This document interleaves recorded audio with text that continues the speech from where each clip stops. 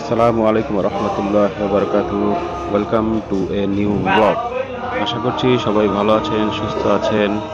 যারা এখনো আমার চ্যানেলটি সাবস্ক্রাইব করেনি, প্লিজ সাবস্ক্রাইব করে ফেলুন এবং পাশে থাকা বেল বাটনটি ক্লিক করুন। এ মনু ডাইলি লবণ দেছো না দেবা? বুঝতেই পারতেছেন যে আমরা এখন মোরা কই যাইতে আছি।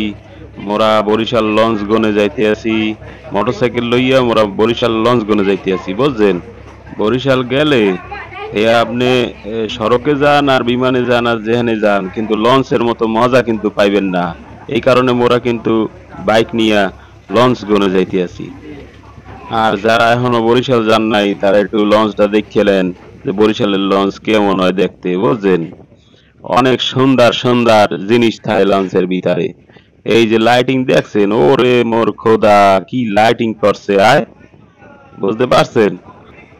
আসলে বরিশালে লঞ্চগন ছাড়া মজাই লাগে না মগদারে। এই কারণে মোরা লঞ্চগনে যাইতে আছি। কি সুন্দর নদী, আকাশ, অন্ধকার, উপরে আবার চাঁদও কিন্তু আছে, বুঝছেন? আসসালামু আলাইকুম। আমরা বরিশালে আসছি ঘুরতে। এখানে এসে আমরা খেলা খেলতেছি। কি মনোরম দৃশ্য। সাথে হচ্ছে এই মুহূর্তে আমরা চলে আসলাম বরিশাল নেহালগঞ্জে। এই বিঘাই নদীর পাশে হচ্ছে নেহালগঞ্জ। আমরা এখানেই ঘুরতে আসছি আমার বন্ধুর গ্রামের বাড়িতে। গ্রামের স্বাস্থ্য বাইকে লগে মোরা ক্রিকেট খেলতে আসি, বুঝছেন? এই আমি দাঁড়াইছি খেলতে, মোরে পিছনে পারভেজ, ও খেলতেই দিতে আসে না। মিলনে দাঁড়াইছে, ও খেলতে আছে তো খেলতেই আছে, খেলতে আছে তো খেলতেই আছে। মোরে খেলতেই দিল না পারভেজ, কয় আউট আউট আউট। খেলাধুলা চলতেছিল অনেকক্ষণ, প্রায় 2টা 3টা সিরিজ হইছে। তারপরে আমরা খেলাধুলা শেষ করে নদীতে গোসল করে, ছিল শুক্রবার, আমরা নামাজ পড়ে তারপরে দেন বিকালবেলা আবার বের হয়েছিলাম। সারাদিনই ঘোরাঘুরি হয়েছে। দেখেন আমরা আরেকটা খালের পাশে চলে আসছি। হ্যাঁ, কি সুন্দর দৃশ্য। আসলে গ্রামে না গেলে এই ধরনের দৃশ্যগুলা দেখা যায় না। তো এই কারণেই আমাদেরকে ইনভাইট করে নিয়ে গেল ভাই মোহাম্মদ সজল তার গ্রামের বাড়িতে। আর আপনাদের প্রত্যেকটা ব্যাচে যদি বরিশালের কোনো বন্ধু না থাকে, তাহলে তো আপনাদের ব্যাচটাই সম্পূর্ণ হয় না। একজন বরিশাল, একজন নোয়াখালীর বন্ধু লাগবেই, না হলে জমে না আসলে খেলাগুলা। যাই হোক, আমরা আবার প্রথম থেকে শুরু করি। আমরা রওনা দিয়েছিলাম হচ্ছে রাতের বেলা। বরিশালের লঞ্চে 9টার সময় ছিল। খুব তাড়াহুড়া করে রওনা দিছিলাম। তারপরে রওনা দিয়ে আলহামদুলিল্লাহ আমরা সারা রাত জার্নি করে দেন ভোরে পৌঁছাই। ভোরে পৌঁছায় বরিশাল পৌঁছাইলাম। তারপরে ওখান থেকে বাইকগুলা সুন্দর করে বের করে নিয়ে তারপরে আমরা চলে আসলাম হচ্ছে নেহালগঞ্জ। এই নেহালগঞ্জ আসার পর থেকেই এইরকম দৃশ্য আমাদের চোখের সামনে ভাসতেছিল। অনেক, মানে আসলে গ্রামে না গেলে, আলহামদুলিল্লাহ গ্রামে না গেলে আহ, বলাই মুশকিল যে আসলে কি কি ধরনের দৃশ্য আমরা ঢাকায় যারা থাকি তারা মিস করি। আমাদের অনেক অ্যাক্টিভিটি আছে সামনে, মানে যা আমরা ভিডিও ধারণ করিনি। তারপরেও আপনাদেরকে পুরো জার্নিটার মধ্যেই কি কি করছি সেগুলো বলার চেষ্টা করতেছি। দেখেন এত সুন্দর একটা জায়গা।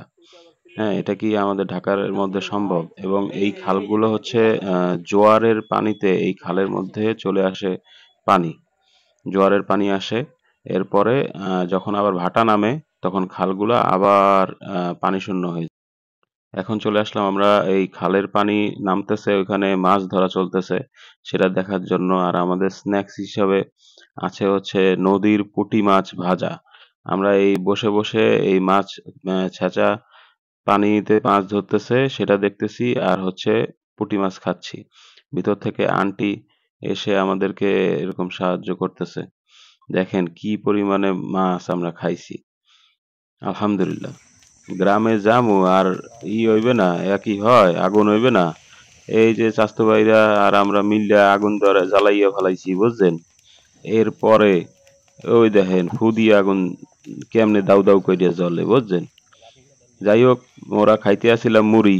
এই নদীর পাশে আগুন জ্বালাইয়া মোরা মুড়ি খাইতে আসি আর আগুন তাপ পোহাইতে আসি। কি যে মজা, না গেলে কেউ বুঝবেন না।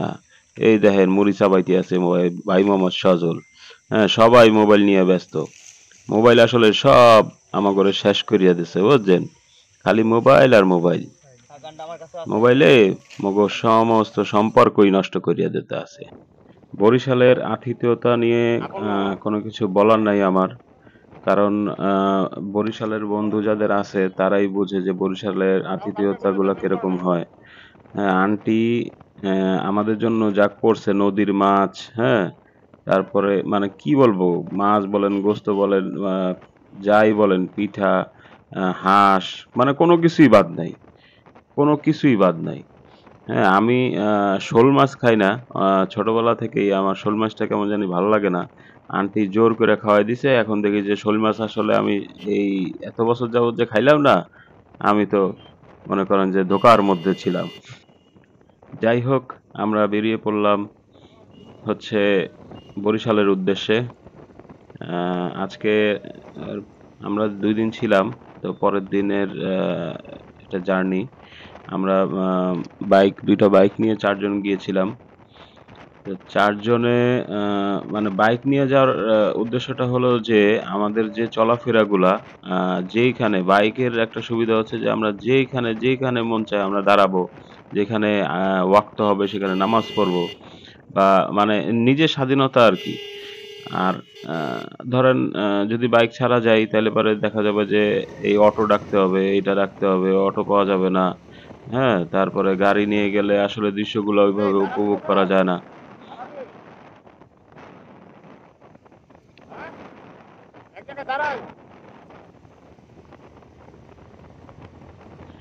তো মূল কথায় আসি। যারা এখনো আমার চ্যানেলটিকে সাবস্ক্রাইব করেনি, please subscribe and smash the bell button please. আর মোটরসাইকেলের হেলমেটের সামনে ক্যামেরা মাউন্ট লাগায়ে তার মোবাইল হোল্ডার আরকি। ওইটা লাগায়ে তারপরে আমি ভিডিও করতেছি। এটা কিন্তু মোবাইল দিয়ে করা ভিডিও। দেখেন আমার মনে হলো যে ভালোই আসছে, খারাপ আসে নাই। আ GoPro-টোপ্রো ওগুলি এখনো কিনতেছি না। দেখি মোবাইল যদি না হয় তাইলে পরে ওগুলো দিয়ে আবার আপনাদের সামনে হাজির হবো ইনশাআল্লাহ। বরিশাল গেলাম, তারপরে এই যে ধরেন এই এরে মাগো! দেখছেন কুত্তা কার জানি জুতা নিয়ে দৌড় মারছে, হ্যাঁ? ডিওজি সাহেব কার জুতা নিয়ে জানি দৌড় মারতে আছে। বরিশালের ভিতরের রাস্তায় এরকম ধরনের কর্নারিং পাইছি। বেশ ভালোই মজা লাগছে। কর্নারিং গুলাও বেশ ভালো ছিল। দেখেন এখানে মনে হয় সমিল-টমিল আছে আশপাশে কোথাও। গাছ-টাছ কাইটা রাখছে। নাকি রাস্তার গাছ কাটছে আল্লাহই জানে। আমি কিন্তু কিছুই জানি না। যাই হোক অনেক সুন্দর। রাস্তাটা অনেক সুন্দর আলহামদুলিল্লাহ। খুবই সুন্দর রাস্তা। আমরা যারা ঢাকায় বাইক চালাই, আমি তো আলহামদুলিল্লাহ অনেক ছোটবেলা থেকেই ঢাকার রাস্তাতে বাইক চালাই। ক্লাস তখন মনে হয় 5-6 এ পড়ি তখন থেকেই বাইক চালাই। তখন হচ্ছে আব্বুর বাইক মানে আমি আসলে জন্মের পরে কোনোদিন দেখি নাই যে আমার বাসায় বাইক নেই। এরকম একজন বাইকার আব্বা এবং আমি। তো আমাদের বাসায় কোনো সময়ই বাইক ছাড়া কোনোদিনও ছিল না। যাই হোক আব্বু আ এখন বেশ বয়স হয়ে গেছে। যে যদিও তিনি একজন বীর মুক্তিযোদ্ধা। তো আব্বু যখন বাইকের পিছনে ওঠে আসলে এই আ ফিলিংস আসলে বোঝানো যায় না। আব্বুর কথা বলতেছি হঠাৎ করে আব্বুর কথা মনে পড়ল। তাই আর আমি বরিশালে অনেক ছোটবেলায় যাই নাই। যাওয়া হয় নাই ওরকমভাবে। কিন্তু আ কাজের সুবাদেই ১ম আমি বরিশাল গেছিলাম। তো এত সুন্দর লাগছে আমার বরিশাল। দেখেন এই এখন বর্তমানে এই নদীর পাশে এই ধরনের রেস্টুরেন্ট হইছে বরিশালে। যদিও আমাদের কোনো বন্ধুর রেস্টুরেন্ট এটা। আমরা তার সামনে গিয়ে একটু মনোমুগ্ধকর পরিবেশে বরিশালে আসলে কত সুন্দর একটা পরিবেশ করছে আমি আপ কি বলবো আসলে ভাষায় বলার মতো না।